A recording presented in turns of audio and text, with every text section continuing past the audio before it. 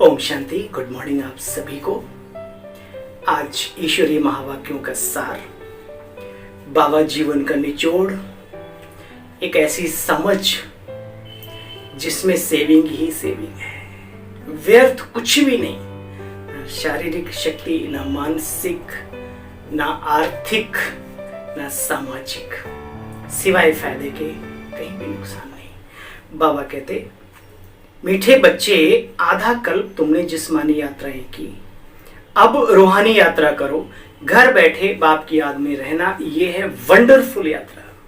मन चंगा तो कठौती में गंगा। कर्म जिसके अच्छे हैं वो कहीं इधर उधर ना भी जाए तो भी अच्छा है, उनसे जाने वालों से भी, क्योंकि कर्मों की ही खेती चलती है। स्थूल रूप में आप कितना ही सजा लो, ये कर लो, वो कर लो, ठीक है, एक तरीके का महत्व तो है उसका अपना, लेकिन कर्म अगर अच्छे ना हो तो सब व्यर्थ हो जाता है। और कर्म जिसके अच्छे हैं उसे सब बाहरी आडंबर करने की कोई आवश्यकता नहीं। इसलिए बाबा ने कहा, जन्म जन्म बहुत यात्राएं की, अभी क्या करो। अभी जो बाबा मन की योग, मन का योग, मन की यात्रा सिखा रहा है वो करना सीखो।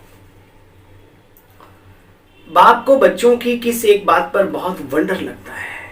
उत्तर, जिस जागीर के लिए बच्चों ने आधा कल्प धक्का खाया, पुकारते रहे, वो जागीर देने वाला जब आता है तब उनका बनकर भी उनको फारकती दे देते हैं, छोड़कर चले जाते हैं।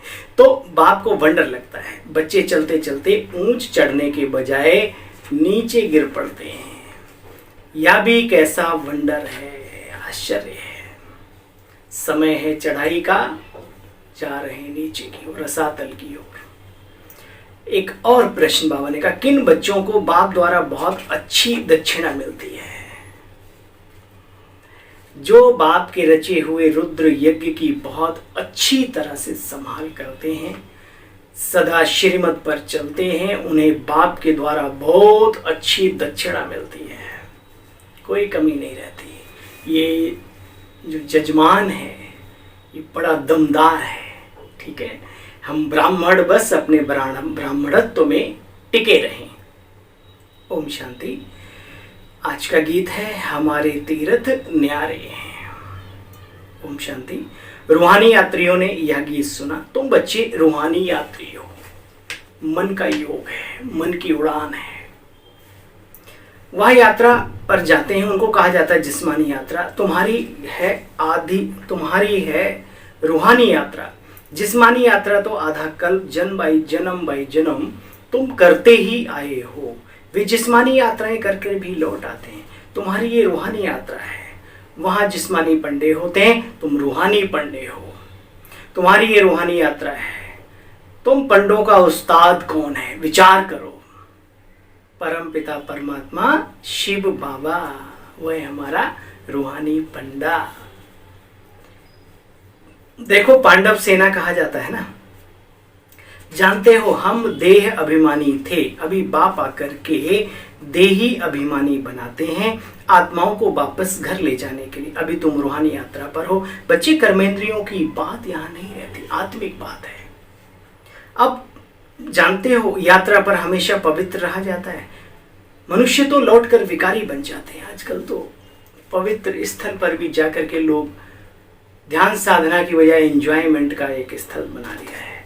तो खैर, समय का भी एक प्रभाव है, उसमें क्या क्यों कैसे की बात नहीं। लेकिन हमारी भारतीय संस्कृति में जो भी यात्राओं पर, चारों धाम की यात्रा पर जाते थे, वो मन वचन कर्म से, खान पान से, रहन सहन से शुद्ध, बिल्कुल पवित्र रहते थे। लेकिन बाबा कहते हो फिर वापस आके विकारी बन जाते थे। यात्रा पर जाना गृहस्थियों को है। निवृत्ति मार्ग वास्तव में गृहस्थ धर्म से न्यारा है।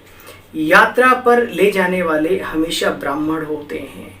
चार धाम में फेरा किया परंतु फिर भी हरदम दूर रहे। चारों तरफ लगाए फेरे फिर भी हरदम दूर रहे, है ना। अब बाबा आकर के मिला है। बाप का अपना शरीर तो है नहीं, गायन है आत्मा परमात्मा अलग रहे बहुकाल।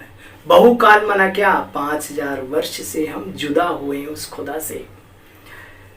देखो बच्चे, इस दलाल द्वारा तुम आत्माओं को अपने साथ सगाई कराते हैं। बच्चों को अपना परिचय खुद देता हूँ आकर के, बच्चे मैं आया हूँ तुमको शांति धाम की यात्रा पर ले जाने, पावन दुनिया में ले जाने का पुरुषार्थ कराने। देखो बच्चे, जब आदि सनातन देवी देवता धर्म होता है तो बाकी धर्म नहीं होते। तुम बच्चे इन बातों को बहुत अच्छी तरीके से समझते भी हो, जानते भी हो। बाप ही तुम बच्चों को पवित्रता की शिक्षा देते हैं। अब जहाँ जाना है उसको याद करना है बच्चे, परंतु बाप भी जानते हैं बच्चों को माया घड़ी घड़ी भुला देती है। युद्ध का मैदान है बच्चे, तुम बाप के बनते हो, माया फिर अपनी तरफ खींचती है, अपना बनाती है। ये नाटक है प्रभु का और माया का, वो अपनी तरफ खींच रहे हैं और प्रभु अपनी तरफ।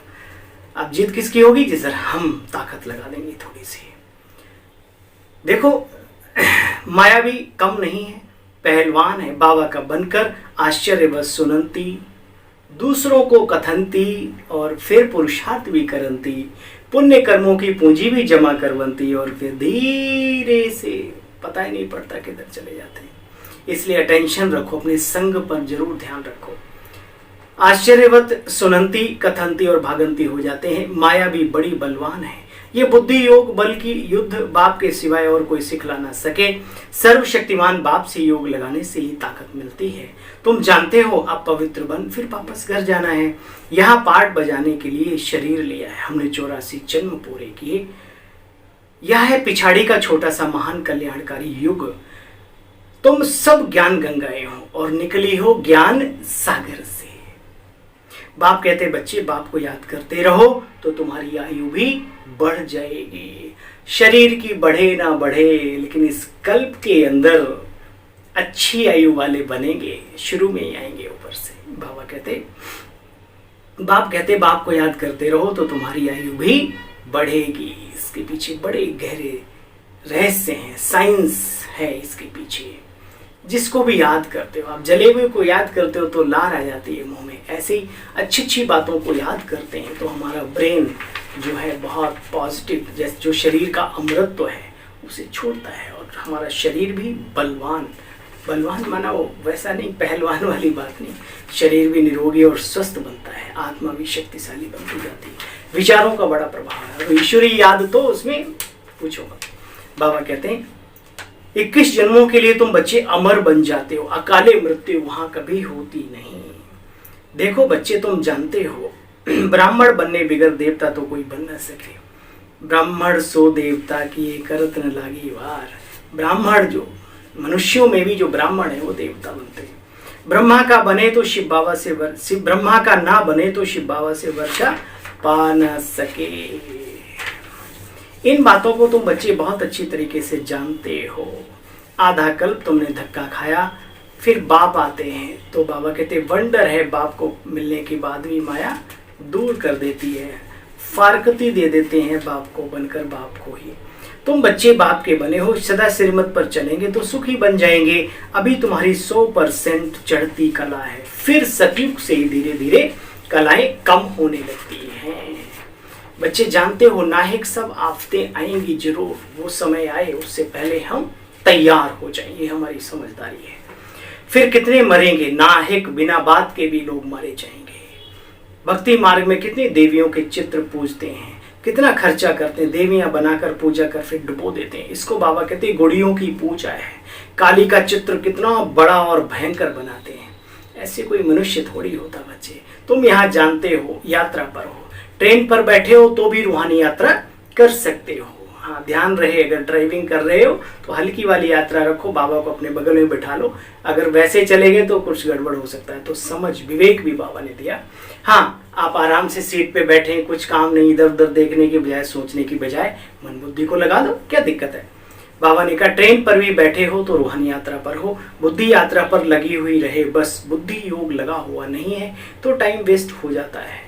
वो पल अविनाशी होते हर पल को सफल बना देंगे, तेरी याद कभी ना छोड़ेंगे। जिन पलों में प्रभु की याद होती वो पल हमारे अविनाशी होते हैं। करो अपने आप से वादा, हर पल को सफल बना देंगे, तेरी याद कभी ना छोड़ेंगे। अमृत तो पीते हो और ये गीत भी सुनते हो, इसका जरा रहस्य भी समझ लिया करो। बाबा कहते मनसा वाचा कर्मणा, बच्चे तुम किसी को भी दुख नहीं दे सकते। बाबा कहते अब आत्म अभिमानी बनो, बहुत बहुत बहुत मीठा बनना है। हो सकता है 2-4 लोग आपका फायदा भी उठाएं मीठे फल का, तो अपने ही तो है, फायदा लेने दो, क्या दिक्कत है। बाकी आपका कोई नुकसान होने वाला नहीं है, ठीक है। क्रोध से बहुत बड़ी डिससर्विस कर लेते हो। संपूर्ण तो भल कोई बना नहीं है, भूत बड़े खराब है।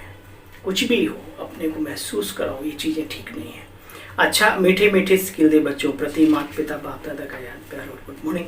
रूहानी बाप की रूहानी बच्चों को नमस्ते। हम सब रूहानी बच्चों की रूहानी बाबा आपको नमस्ते।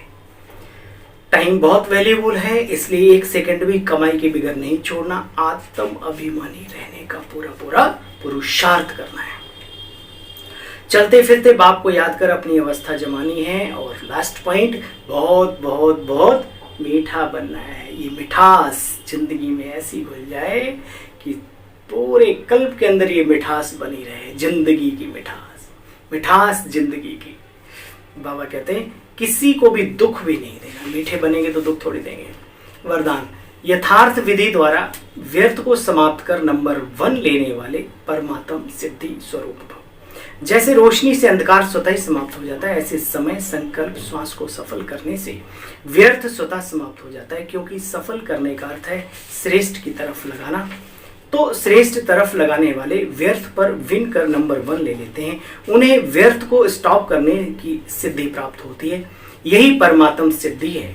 वह रिद्धि सिद्धि वाले अल्पकाल का चमत्कार दिखाते हैं और आप यथार्थ विधि द्वारा परमात्म सिद्धि को प्राप्त कर लेते हो। भाई अब मैं क्या बताऊं, मुझे तो नहीं लगता अल्पकाल का भी दिखाते हो। दिल को तसल्ली दे देते, सांत्वना दे देते बस एक तरीके से, और कुछ होता आता कुछ नहीं है। ठीक है, उन्होंने भी अपनी क्रियाएं सीखी होती हैं, लेकिन बाबा कहते ऐसा जीवन हो परमानेंट। शांति पल 2 पल की नहीं चाहिए, खुशियां पल 2 पल की नहीं चाहिए, जीवन भर चाहिए, जीवन पर्यंत। तो आप यथार्थ विधि द्वारा परमात्म सिद्धि को प्राप्त करते हो। और परमात्म सिद्धि से बड़ी और संसार में कोई सिद्धि होती भी नहीं है। भक्त प्रहलाद को देख लो, और भी कितने नाम मैं गिनाऊं आपको। देखिए कितने बड़े बड़े सिद्ध हासिल करने वाले उस बच्चे के ऊपर क्या क्या करते हैं, लेकिन सफल कौन होता है अंत में? जो प्रभु का भक्त हो जाए होता है, जिसने प्रभु से सिद्धि प्राप्त की होती है ना। तो परमात्म सिद्धि सबसे बड़ी सिद्धि है, ये भी ध्यान रहे। स्लोगन, अपकारी पर भी उपकार करने वाला ही ज्ञानी तू आत्मा है। क्या? अपकारी पर भी उपकार करने वाला ही ज्ञानी तू आत्मा है। ओम शांति। आप सभी को आशा ही नहीं पूरा विश्वास है, आप सब बहुत बहुत बहुत अच्छे से इस गर्मी की गर्माहट में आपकी तपस्या भी धधक रही होगी, ज्वाला योग की। इसी आशा के साथ पुनः आप सभी को एक बार स्नेह सहित याद प्यार और ओम शांति।